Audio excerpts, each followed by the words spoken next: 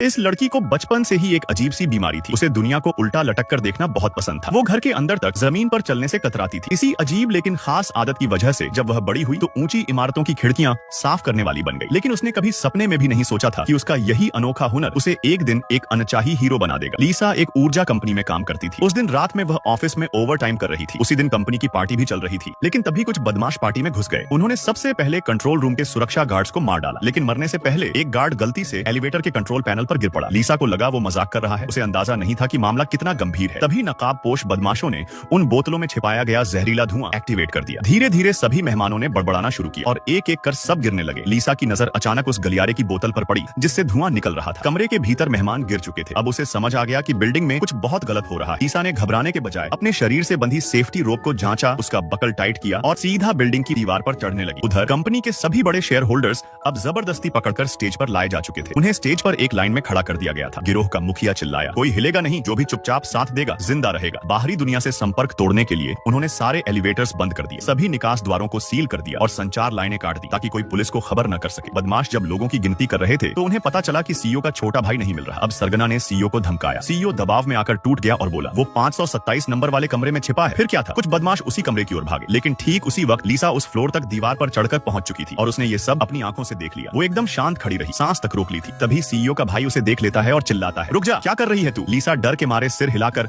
अनजान और बेवकूफ बनने का नाटक करती है। शुक्र है उसने ऑक्सीजन मास्क पहना हुआ था जिससे उसकी आवाज साफ नहीं सुनाई दी। लीसा ने बेबसी से देखा कि सीईओ के भाई को घसीट कर ले जाया गया। अब बिल्कुल निराश होकर वो नीचे की ओर हाथ हिलाकर मदद मांगने लगी, लेकिन बिल्डिंग इतनी ऊंची थी कि नीचे मौजूद लोग उसे देख ही नहीं सके। उसकी मदद की कोशिश नाकाम रही। अब और कोई रास्ता नहीं दे तो उसने पास का इलेक्ट्रिक बॉक्स खोल दिया और कोशिश की कि लिफ्ट को फिर से चालू कर ले, लेकिन चाहे जितनी बार उसने कोशिश की लिफ्ट चालू ही नहीं हुई। अब उसने अपनी रस्सी नीचे गिराई और सोचा कि नीचे उतरकर कोई दूसरा रास्ता ढूंढा जाए। जब वो पार्टी हॉल वाले फ्लोर पर पहुंची तभी जाकर उसे समझ आया कि इन बदमाशों का असल मकसद क्या है।